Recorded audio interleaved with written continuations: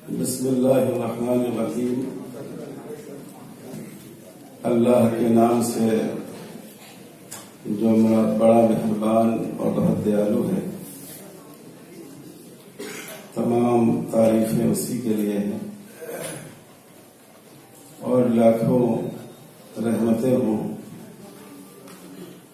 ایشور کے آخری دودھ جناب محمد رسول اللہ صلی اللہ علیہ وسلم تک، جنہوں نے انسانی برابری کا پیغام دیا اور انسان کو انسان کی محبت سکھائی۔ محترم ڈاکٹر عبداللہ علی صاحب، جناب سوامی اگنیویش صاحب، ڈاکٹر این ڈی تھامس صاحب، جناب آچاریہ ڈاکٹر لوکیش منی صاحب، ڈاکٹر حضرت مولانا یاسین علی عثمانی صاحب، ڈاکٹر راہل داس صاحب، محترم بھائیوں اور دوستوں، یہ بڑا اہم موضوع ہے جس پر IUS نے یہ پروگرام رکھا ہے، اور یہ ایک سچائی ہے کہ اس ملک میں امن و امان کو قائم کرنے، بھائی چارہ پیدا کرنے اور اس ملک کو ترقی دینے میں جو دھرم ہیں، جو مذاہب ہیں، وہ جتنا اہم رول ادا کر سکتے ہیں، کوئی اور طاقت وہ رول ادا نہیں کر سکتی، کیونکہ جو دھارمک لوگ ہوتے ہیں وہ بے غرض ہوتے ہیں، نہ ان کو پارلیمنٹ کی سیٹ چاہیے، نہ ان کو اسمبلی کی سیٹ چاہیے، نہ ان کو حکومت کا کوئی عہدہ چاہیے۔ وہ انسانیت کے لیے، انسانی بھلائی کے لیے اور انسانی محبت اور پریم کے لیے کام کر سکتے ہیں۔ لیکن افسوس کی بات یہ ہے کہ ہمارے اس ملک میں جو بہت سے سیاسی لوگ ہیں، انہوں نے مذہب کا اغوا کر لیا ہے۔ وہ مذہب کے نام کا غلط استعمال کر کے نفرت کی آگ سلگا رہے ہیں اور لوگوں کے لیے امن کا سامان کرنے کے بجائے انسانوں کا لہو پی کر انہیں مزہ آتا ہے۔ ان حالات میں بڑا اچھا ہوا کہ اس وقت یہ پروگرام رکھا گیا، اور یہ بہت خوشی کی بات ہے کہ اس اسٹیج پر آپ دیکھ رہے ہیں کتنے ہی دھرم سے تعلق رکھنے والے، اس دھرم کے گرو، اس دھرم کے لیڈر یہاں موجود ہیں، اور یہ اس بات کی علامت ہے کہ ہمارے اس دیش میں جس کی مٹی میں محبت ہے، آج بھی محبت اور پریم زندہ ہے، اور یہ اس بات کا اعلان ہے کہ ہم لوگوں کو لوگوں سے لڑانے کے لیے مذہب کا اور دھرم کا غلط استعمال ہونے نہیں دیں گے۔ میرے بھائیوں اور بزرگوں، جہاں تک اسلام کی بات ہے تو اسلام کے نقطۂ نظر سے میں اس موقع پر آپ کے سامنے 4 باتیں پیش کروں گا۔ سماج کی ترقی کے لیے، امن اور انصاف کے لیے اسلام نے ایک بنیادی تصور یہ دیا ہے کہ انسان کی عظمت کا، اس کی شرافت کا، اس کی بڑائی کا اعتراف کیا جائے۔ قرآن مجید نے کہا وَلَقَدْ كَرَّمْنَا بَنِي آدم، ہم نے تمام بنی آدم کو باعزت بنایا ہے۔ اس میں مسلمان اور غیر مسلم، مرد اور عورت، کالے اور گورے، دولت مند اور غریب، پڑھے لکھے اور جاہل کا کوئی فرق نہیں۔ ہر انسان بحیثیت انسان قابل احترام اور قابل اکرام۔ قرآن نے کہا لَقَدْ خَلَقْنَا الْإِنسَانَ فِي أَحْسَنِ تَقْوِيمٍ، اللہ کی تخلیق کا، اللہ کے بنانے کا، اللہ کے کارخانے کا جو سب سے بہترین ڈھانچہ تھا، اس ڈھانچے میں ہم نے انسان کو پیدا کیا۔ انسان کالا ہو یا گورا ہو، مرد ہو یا عورت ہو، وہ اللہ کی سب سے بہترین تخلیق اور اللہ کے کارخانے کا سب سے بہترین پروڈکٹ۔ اس تصور کو قوت پہنچانے کے لیے دو باتیں اسلام نے کہی، اور ان دونوں باتوں کو پیغمبر اسلام جناب محمد رسول اللہ صلی اللہ علیہ وسلم نے اپنی آخری اسپیچ میں واضح فرمایا۔ آپ نے فرمایا، لوگو ان ربکم واحد و ان اباکم واحد، یاد رکھو تم سب کا رب بھی ایک ہے، پروردگار، پیدا کرنے والا، پالنہار، وہ بھی ایک ہے۔ ایسا نہیں ہے کہ تم میں سے کسی کو خدا نے کسی اور مخلوق سے پیدا کیا ہو، کسی کو سر سے، کسی کو پاؤں سے پیدا کیا ہو، بلکہ تم سب کو خدا نے براہ راست پیدا کیا ہے۔ وَإِنَّ أَبَاكُمْ وَاحِدٌ، اور تم سب کا باپ ایک ہی باپ کی تم اولاد ہو، ایک ہی ماں باپ کا خون تمہاری رگوں میں دوڑ رہا ہے۔ اسی لیے اسلام نے ایک تصور یہ پیش کیا کہ کسی آدمی کو کسی دوسرے آدمی پر، کسی کمیونٹی کو کسی دوسری کمیونٹی پر پیدائشی اعتبار سے کوئی فضیلت حاصل نہیں ہے۔ اتفاق کی بنیاد پر کہ ہم کسی خاندان میں پیدا ہو گئے، ہم کسی ملک میں پیدا ہو گئے، ہم کسی خاص لینگویج کے بولنے والوں میں پیدا ہو گئے، ہمیں کوئی فضیلت حاصل نہیں ہے، بلکہ اسلام کہتا ہے کہ انسان کی فضیلت اکتساب کی بنیاد پر ہے، کریکٹر کی بنیاد پر، اس کے عمل کی بنیاد پر ہے۔ رسول اللہ صلی اللہ علیہ وسلم نے اپنی آخری اسپیچ میں فرمایا، لا فضل للابیض علی الاسود ولا للعربی علی العجمی، کسی گورے کو کسی کالے پر اور کسی عربی کو اس بنیاد پر کہ اس کی رگوں میں عربوں کا خون دوڑ رہا ہے، کسی غیر عربی پر کوئی فضیلت حاصل نہیں ہے۔ ان اکرمکم عند اللہ اتقاکم، تم میں جو سب سے زیادہ اللہ کے قانون کا پالن کرنے والا ہو، جس کی زندگی سب سے اچھا ہو، جس کا کیریکٹر سب سے اچھا ہو، وہ تم میں سب سے افضل ہے۔ قرآن مجید نے مرد و عورت کی تخلیق کا ذکر کرتے ہوئے کہا، یا ایھا الناس اتقوا ربکم الذی خلقکم من نفس واحدہ وخلق منها زوجہا، اے لوگوں اپنے پروردگار سے ڈرو جس نے تم سب کو ایک جان پیدا کیا، وخلق منها زوجہا، اسی سے اس کا جوڑا بنایا، وبث منہما رجالا کثیرا ونساء، اور ان دونوں سے بے شمار مردوں اور عورتوں کو پھیلا دیا۔ اسلام نے ایک بنیادی تصور دیا۔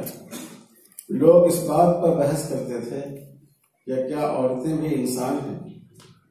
یونان کے فلسفی یہ سمجھتے تھے کہ عورت مرد و عورت کے درمیان کے، مرد اور جانور کے درمیان کی ایک مخلوق ہے۔ لوگوں نے آج بھی پارٹیاں بنا رکھی ہیں، مردوں کے حقوق کے لیے الگ پارٹیاں، عورتوں کے حقوق کے لیے الگ پارٹیاں۔ قرآن نے ایک نیا تصور دیا، وَخَلَقَ مِنْهَا زَوْجَهَا، تم دو پارٹی نہیں ہو، تم ایک دوسرے کا پارٹ ہو، تم ایک دوسرے کا حصہ ہو، تم میں سے ایک کا وجود مکمل ہوتا ہے دوسرے کے وجود سے۔ مرد کا وجود مکمل نہیں ہو سکتا جب تک اس کے ساتھ کوئی عورت نہ ہو، عورت کا وجود مکمل نہیں ہو سکتا جب تک اس کے ساتھ کوئی مرد نہ ہو۔ قرآن مجید نے کہا، لَهُنَّ مِثْلُ الَّذِي عَلَيْهِنَّ، عورتوں پر جتنے فرائض ہیں اتنے ہی ان کے حقوق بھی، جیسے مردوں کے حقوق ہیں، قرآن مجید کہتا ہے کہ ویسے ہی عورتوں کے بھی حقوق ہیں۔ اسی لیے رسول اللہ صلی اللہ علیہ وسلم نے عورت جو سب سے زیادہ مظلوم تھی اس کا سب سے زیادہ خیال کیا۔ آپ نے بیٹوں کے بارے میں نہیں فرمایا، لیکن بیٹیوں کے بارے میں فرمایا کہ جس کی دو بیٹیاں ہوں یا ایک بیٹی ہو اور وہ پیار کے ساتھ اس کی پرورش کرے، بیٹوں سے اس کو نیچا نہیں سمجھے، کمتر نہیں سمجھے، تو آپ نے فرمایا کہ میں اور وہ جنت میں اس طرح ہوں گے جیسے یہ 2 انگلیاں. یہ بات آپ نے مردوں کے بارے میں نہیں فرمائی. آج کے اس ترقی کے دور میں بھی ہماری بیٹیاں ماں کی کوکھ میں قتل کر دی جاتی ہیں، لیکن محمد صلی اللہ علیہ وسلم کی تعلیم کا یہ نتیجہ ہوا کہ بچیوں کی پرورش کے لیے آپس میں کیس ہو جاتا تھا. ہر ایک چاہتا تھا کہ مجھے اس کی پرورش کا حق دیا جائے اگر کسی کے ماں باپ گزر جاتے تھے. بیوی کے بارے میں حضور نے فرمایا المرأۃ راعیۃ علی اہل بیتہا، بیوی تمہارے گھر کی خادم نہیں ہے، بیوی تمہارے گھر کی باندی نہیں ہے، وہ تمہارے گھر کی مالک ہے. رائی کے معنی انچارج کے، وہ اپنے شوہر کے گھر کی مالک ہے. اور آپ صلی اللہ علیہ وسلم نے فرمایا تم میں سب سے بہتر وہ ہے جس کے اخلاق بہتر ہو. یہ نہیں فرمایا جو نماز زیادہ پڑھتا ہو، جو روزہ زیادہ رکھتا ہو. اور پھر اخلاق کے لیے معیار کیا ہے؟ آپ نے فرمایا تمہارے اخلاق کا معیار تمہارے سیٹ صاحب نہیں ہیں جن کے تحت تم رہتے ہو، تمہارے افسر صاحب نہیں ہیں، تمہارے وہ گاہک نہیں ہیں جن سے تم میٹھی باتیں کرتے ہو، بلکہ تمہارے اخلاق کا معیار تمہاری بیوی ہے. ان احسنکم خلقا احسنکم لاہلہ، جس کے اخلاق اس کی بیوی کے ساتھ اچھے ہوں وہ دراصل اچھے اخلاق والا ہے. اور ماں کا کیا کرتا ہے؟ رسول اللہ صلی اللہ علیہ وسلم نے ماں کے بارے میں فرمایا کہ ماں کے قدموں کے نیچے جنت. اسلام میں، قرآن میں، حدیث میں اللہ تعالیٰ کے بعد، اللہ کے رسول کے بعد جتنے انسان ہیں ان میں سب سے زیادہ جن کی اہمیت بیان کی گئی وہ اہمیت عورتوں کی ہے، ماں کی ہے خاص کر. تو اسلام کہتا ہے بحیثیت انسان، ہر انسان اس لائق ہے کہ اس کو برابر سمجھا جائے، اور اس میں مسلم اور غیر مسلم کا بھی کوئی فرق نہیں ہے. رسول اللہ صلی اللہ علیہ وسلم کے سامنے سے ایک یہودی کا جنازہ گزر رہا تھا. آپ کھڑے ہو گئے. لوگوں نے سمجھا کہ شاید آپ نے مسلمان کا جنازہ سمجھ کر آپ کھڑے ہو گئے. بعض لوگوں نے کہا کہ یہ مسلمان کا جنازہ نہیں ہے، یہودی کا جنازہ ہے. آپ نے فرمایا ان فیہ نفس، ان فیہ نفسا، وہ بھی تو انسان تھا، اس میں بھی تو جان تھی. اس کی انسانی حیثیت کا احترام کرتے ہوئے ہم کھڑے ہو رہے ہیں. حضور نے بڑوں کے احترام کا حکم دیا، چھوٹوں کے ساتھ شفقت کا حکم دیا. اس میں کوئی فرق مسلمانوں اور غیر مسلموں کے درمیان آپ نے نہیں فرمایا. آپ نے فرمایا دماؤہم کا دمائنا واموالہم کا اموالنا. ایک سماج میں جس میں مسلمان اور غیر مسلم دونوں رہتے ہوں امن و آشتی کے ساتھ، جیسے ہم اس دیش میں رہتے ہیں، تو ان غیر مسلم بھائیوں کے بارے میں رسول اللہ صلی اللہ علیہ وسلم نے فرمایا یاد رکھنا ان کے خون ہمارے خون کی طرح، ان کے مال ہمارے مال کی طرح. ان کے خون اور مال کی وہی حرمت ہے جو ایک مسلمان کے خون اور مال کی حرمت ہے. جیسے ایک مسلمان کے ساتھ حسن سلوک کا حکم دیا گیا، اپنے غیر مسلم بھائی کے ساتھ بھی اسی درجے کے حسن سلوک کا حکم دیا گیا. اللہ تعالیٰ نے ارشاد فرمایا لا ينهاكم الله عن الذين لم يقاتلوكم في الدين ولم يخرجوكم من دياركم ان تبروهم وتقسطوا اليهم. تمہارے وہ غیر مسلم بھائی کہ جو تم کو مارنے کے در پہ نہیں ہے، تم سے مار کاٹ نہیں کر رہے ہیں، جنہوں نے تم کو تمہارے گھر سے بے گھر نہیں کیا ہے، اللہ چاہتے ہیں کہ تم ان کے ساتھ اچھا سلوک کرو، انصاف کا معاملہ کرو، اور عقیدے اور مذہب کی کہ فرق کی وجہ سے ایسا نہ ہو کہ تمہارا رویہ ان کے ساتھ خراب ہو جائے. قرآن بعض مسلمان ایسے تھے جو غیر مسلم بھائیوں کی مدد کرتے تھے اور انہوں نے ان کو اسلام کی دعوت دی، اور جب اسلام قبول نہیں کیا تو انہوں نے سوچا کہ ہم ان کو جو مدد کرتے تھے وہ مدد روک لیں. تو قرآن کی آیت نازل ہوئی لیس علیک ھداھم ولکن اللہ یہدی من یشاء. تمہارے ہاتھ میں نہیں ہے کہ تم کسی کو مسلمان بنا لو، اللہ جسے چاہتے ہیں ایمان کی توفیق عطا فرماتے ہیں. وما تنفقوا من خیر فلانفسکم. مسلمان ہو غیر مسلم ہو، تم جو کچھ بھلا کام کرو گے، چیریٹی کا کام کرو گے، تم کو اس کا ثواب بہرحال ملے گا، تم اپنے لیے اس کام کو کرتے ہو. مکہ مکرمہ میں قحط پڑا، ایسا شدید قحط پڑا کہ لوگ درخت کے پتے اور مردار کے چمڑے کھانے پر مجبور ہو گئے۔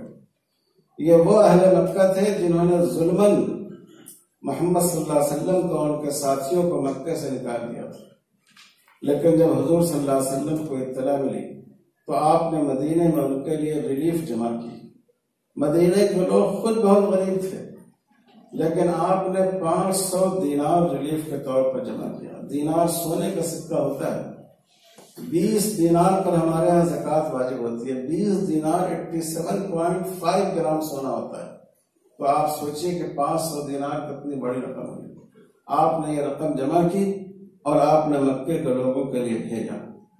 تو پہلی بنیاد اس ملک میں ہمارے بہتر مستقبل کے لیے یہ ہے کہ ہم انسان کی بحیثیت انسان اس کی عظمت کو سمجھیں۔ ہر انسان بحیثیت انسان ہمارے لیے قابل احترام۔ دوسری ضروری چیز ہے مذہبی رواداری۔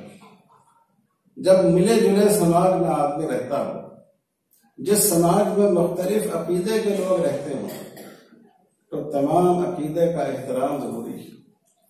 رسول اللہ صلی اللہ علیہ وسلم جب مکے میں تھے تو اہل مکہ نے صلح کا ایک فارمولہ پیش کیا کہ ہم جھگڑا آپس میں ختم کر لیں، ایک دن ہم سب مل کر آپ کے خدا کی عبادت کر لیتے ہیں، اور ایک دن آپ ہمارے ساتھ شامل ہو کر ہم جن معبودوں کو پوجتے ہیں، دیویوں دیوتاؤں کو پوجتے ہیں، مورتیوں کو پوجتے ہیں، آپ ان کی پوجا کر لیجیے۔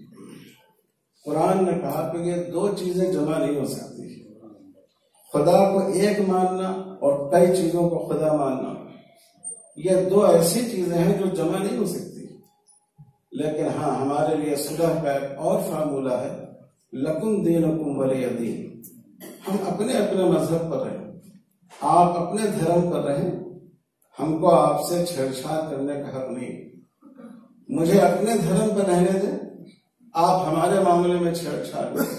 ابھی آپ نے سنا جب محمد صلی اللہ علیہ وسلم مدینے تشریف لے گئے، وہاں مسلمان غالب تھے، وہاں مسلمان اکثریت میں تھے، لیکن اس وقت بھی محمد صلی اللہ علیہ وسلم نے اس اصول کو برتا، اور مدینے میں جتنی دھارمک کمیونٹی تھی، یہودی بھی تھے، مسلمان بھی تھے، کچھ تھوڑے بہت مورتی پوجک بھی تھے، آپ نے ان سب کو جمع کر کے ایک پیکٹ تیار کیا کہ ہم سب اس سرزمین میں مل جل کر رہیں گے، اس کی ہم سب مل کر حفاظت کریں گے، اور ایک دوسرے کے مذہبی معاملات میں ہم کوئی چھیڑ چھاڑ نہیں کریں گے۔ یہاں تک کہ قرآن مجید نے کہا کہ ہمارے دوسرے لوگ، دوسری جو کمیونٹی کے لوگ ہیں، وہ جن کو خدا مانتے ہیں، جن کی پوجا کرتے ہیں، ہمیں منع کیا گیا کہ ہم ان کی اہانت نہیں کر سکتے، ہم کو ان کو برا بھلا کہنے سے منع کیا گیا۔ اسی لیے میں پوری ذمہ داری سے کہتا ہوں، اس ملک میں مسلمان تقریباً 1100-1200 سال سے ہیں، لیکن آج تک مسلمانوں کے کسی معتبر عالم نے ہمارے ہندو بھائیوں کی کسی دیوی دیوتا کے بارے میں کوئی اہانت آمیز بات، حقارت آمیز بات نہیں کی، اور بھی کسی دوسرے مذہبی پیشوا کے بارے میں، چاہے ہمارے سکھ بھائی ہوں، چاہے ہمارے بودھ بھائی ہوں، جو مذہبی پیشوا ہیں، ان کے بارے میں کسی معتبر مسلمان عالم نے زبان نہیں کھولی، کیونکہ قرآن مجید نے اس سے منع کیا ہے، ہمیں احترام کرنے کا حکم دیا گیا ہے۔ اور ہمارے ہاں ایک ایسا تصور ہے مسلمانوں کے ہاں ایک تصور یہ ہے کہ ہر قوم میں خدا نے اپنے نبی بھیجے۔ ہو سکتا ہے کہ لوگ جن کی عبادت کر رہے ہوں، پوجا کر رہے ہوں، ان کی تعلیم میں لوگوں نے ملاوٹ کر دی ہو اور وہ اپنے زمانے کے نبی رہے ہوں، اس لیے ان کا احترام کیا جاتا ہے۔ ایک بڑے مشہور بزرگ گزرے ہیں، قاضی ثناء اللہ صاحب پانی پتی رحمۃ اللہ علیہ، جن کی تفسیر مظہری مشہور ہے۔ انہوں نے خاص طور پر اس بات کو لکھا ہے کہ ہندوستان میں جن دیویوں اور دیوتاؤں کا ذکر کیا جاتا ہے، یہ اپنے زمانے کے نیک لوگ رہے ہوں گے یا اپنے زمانے کے نبی رہے ہوں گے۔ اسی لیے آپ دیکھیے، ہندوستان میں بلکہ اس پورے بر صغیر میں، غیر منقسم ہندوستان میں، علامہ اقبال سے بڑا کوئی اسلامی شاعر پیدا نہیں ہوا، اور علامہ اقبال نے شری رام جی کی تعریف میں پوری نظم کی۔ تو اس لیے ہمیشہ دوسرے مذاہب کا احترام اور اس کے معاملے میں رواداری۔ تیسری چیز ہے تعلیم۔ اسلام نے تعلیم کا دروازہ تمام لوگوں کے لیے کھولا۔ طلب العلم فریضہ، قرآن حضور صلی اللہ علیہ وسلم نے فرمایا کہ علم کا حاصل کرنا، نالج کا حاصل کرنا، تعلیم کا حاصل کرنا فرض۔ اس میں بڑے اور چھوٹے کی، اور اس میں مسلمان اور غیر مسلم کی، اور مرد اور عورت کی کوئی تقسیم نہیں۔ بدقسمتی کی بات ہے کہ ہمارے ملک میں بیچاری عورتیں، ان کی تعلیم پر دھیان نہیں دیا جاتا، اور اس میں ہمارا مسلم سماج بھی بہت قصوروار ہے۔ میں اس کا اعتراف کرتا ہوں کہ جو مسلم سماج ہے اس میں عورتوں کی تعلیم کی طرف سے اور زیادہ بے توجہی ہے، لیکن پیغمبر صلی اللہ علیہ وسلم نے خاص طور پر لڑکیوں کی تعلیم کے بارے میں فرمایا، علمھا فاحسن تعلیمھا وادبھا فاحسن تادیبھا، کہ اگر تمہارے گھر کی کوئی خادمہ بھی ہو تو تم اس کو تعلیم دلاؤ اور اچھی طرح تعلیم دو، تم اس کی تربیت کرو اور اچھی طرح تربیت کرو۔ اور حضور صلی اللہ علیہ وسلم نے اس کا اجر بتایا۔ اپنی بیوی حضرت حفصہ رضی اللہ تعالیٰ عنہ کو، عربوں میں اس کو بہت برا سمجھا جاتا تھا کہ عورتوں کو لکھنا سکھایا جائے، لیکن حضور صلی اللہ علیہ وسلم نے حضرت حفصہ رضی اللہ تعالیٰ عنہ کو لکھنا سکھوایا، اور کسی تعلیم کی اسلام نے مخالفت نہیں کی۔ حضور صلی اللہ علیہ وسلم نے فرمایا، الکلمۃ الحکمۃ ضالۃ المؤمن، علم کی اور نالج کی بات تم کو جہاں سے ملے وہ تمہاری گمشدہ چیز ہے۔ کیا مطلب ہے؟ انسان کی ایک نفسیات ہوتی ہے۔ آپ کا بچہ اسکول گیا، 5 بجے آنا چاہیے، 5 بجے آ گیا تب بھی آپ کو خوشی ہوتی ہے، لیکن اگر آپ کا بچہ ٹائم پہ نہیں آیا، روتے روتے ماں کی آنکھیں خشک ہو گئی، باپ کی نیند سے آنکھوں سے نیند غائب ہو گئی۔ اب 1 مہینے کے بعد اچانک وہ بچہ آپ کے گھر میں داخل ہوتا ہے، تو آپ سوچئے کہ کتنے پیار اور کتنے محبت کے ساتھ ماں باپ اس کا استقبال کریں گے، اپنے سینے سے چمٹائیں گے۔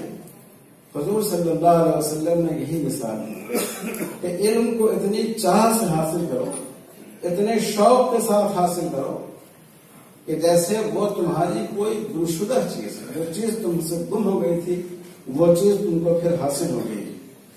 تو اور اس میں کوئی تقسیم اسلام نے مسلمانوں اور غیر مسلموں کے لیے کی۔ بدر کی لڑائی میں اہل مکہ نے مدینہ پر حملہ کیا، اس میں کچھ حملہ آور 70 حملہ آور قید کر ہو گئے تھے، تو محمد صلی اللہ علیہ وسلم نے ان کے لیے جو فدیہ مقرر کیا رہائی کا، وہ یہ کہ وہ 10 بچوں کو لکھنا پڑھنا سکھا دیں، یہ ان کا فدیہ ہوگا۔ اگر تاریخ کے نادر واقعات کو جمع کیا جائے تو اس میں یہ واقعہ ہوگا کہ وہ لوگ کہ جو حملہ آور بن کر آئے تھے، ان کے سامنے رسول اللہ صلی اللہ علیہ وسلم نے مسلمان بچوں کو طالب علم بنا کر بٹھایا۔ اور اسی طرح مدینے میں یہودیوں کی کا ایک مدرسہ تھا، ان کا اسکول تھا جو بیت المدراس کہلاتا تھا۔ آپ صلی اللہ علیہ وسلم وہاں تشریف لے گئے، اس کا معائنہ کیا۔ تو تعلیم، اس سے ہمارے ملک کا مستقبل جڑا ہوا ہے۔ لیکن ایک بات میں صرف اس سلسلے میں اور کہہ دوں کہ قرآن مجید نے ایک بات کہی ہے، اقرأ باسم ربک الذی خلق، اپنے رب کے نام سے پڑھو